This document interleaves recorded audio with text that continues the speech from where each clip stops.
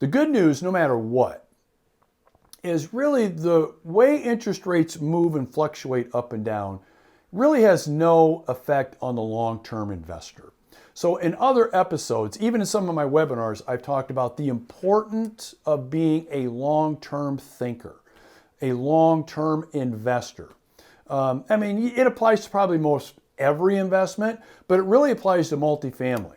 Okay, because if you're a long-term investor, I'm not even worried about interest rates. I'm not even thinking about interest rates. I just find it kind of amusing, as to, all of the ruckus that my grandpa used to say, all the ruckus that this is causing, with people out there with rising interest rates.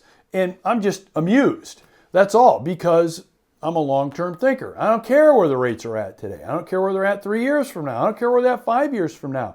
I'm going to continue to think and operate and focus on the long term.